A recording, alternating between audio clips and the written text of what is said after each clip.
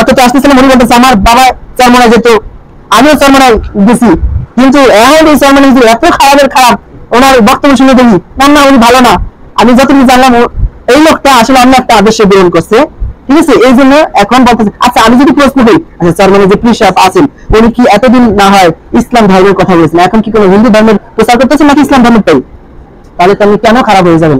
কেন সে রাষ্ট্র ক্ষমতা যেতেছে এই জন্য কেন তাকে খারাপ বলবেন? রাষ্ট্র ক্ষমতা কি আল্লাহর ওলি নবী ছিলেন না? ইউসুফ নবী কি ছিলেন না?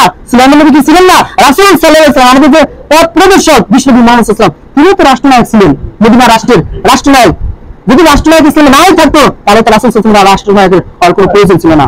প্রিয় মুসলিমান, আদর্শের কারণে সত্যকে সত্যের সাথে বিরোধ লাগাতে যাবেন না। আপনার আদর্শ ভিন্ন হতে পারে, কিন্তু যেটা সত্য আমাকে সেই সত্য বলতেই হবে। প্রিয় মুসলিমান, আল্লাহ রাব্বুল আলামিন আমাকে সহ আপনাদের সবাইকে যেন সত্য পথে সবসময় থাকার তৌফিক দান করে। সবাই বলে আমিন। যারা এতদিন নামাজ হয়তো এক ওয়াক্ত পড়ছেন কি দুই ওয়াক্ত পড়েন নাই, আজ থেকে যেন 5 ওয়াক্ত নামাজ পড়তে পারি, আল্লাহ আমাদেরকে সেই তৌফিক দান করুন। সবাই বলে আমিন।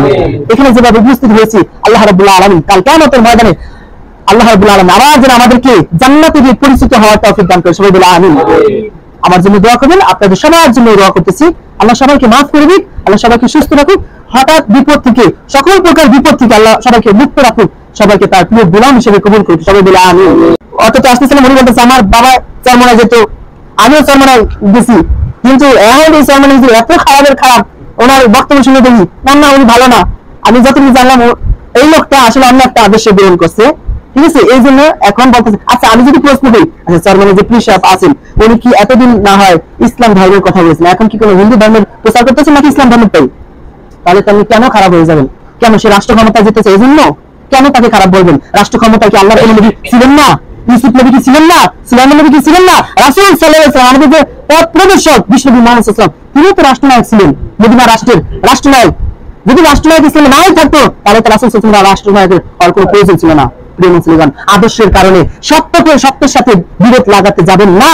আপনার আদর্শ ভিন্ন হতে পারে, কিন্তু যেটা সত্য আমাকে সেই সত্য বলতেই হবে। প্রিয় মুসলিমান, আল্লাহ রাব্বুল আলামিন আমাকে সহ আপনাদের সবাইকে যেন সত্য পথে সবসময় থাকার তৌফিক দান করে। সবাই বলে আমিন।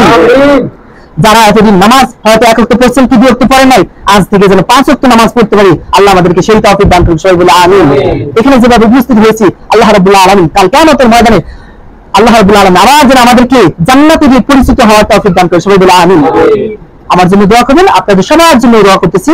আল্লাহ সবাইকে মাফ করে দিক, আল্লাহ সবাইকে সুস্থ রাখুক, হঠাৎ বিপদ থেকে সকল প্রকার বিপদ থেকে আল্লাহ সবাইকে মুক্ত রাখুক, সবাইকে তার প্রিয় গোলাম হিসেবে কবুল করুক। সবাই বলে আমিন।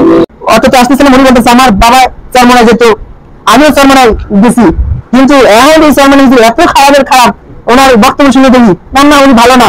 আমি যতটুকু জানলাম এই লোকটা আসলে অন্য একটা আদর্শে গ্রহণ করছে, ঠিক আছে। এই জন্য এখন বলতেছে আচ্ছা আমি যদি প্রশ্ন করি, আচ্ছা চরমনায় যে প্রিয় সাহেব আছেন উনি কি এতদিন না হয় ইসলাম ধর্মের কথা বলেছেন, এখন কি কোনো হিন্দু ধর্মের প্রচার করতেছেন নাকি ইসলাম ধর্মেরটাই?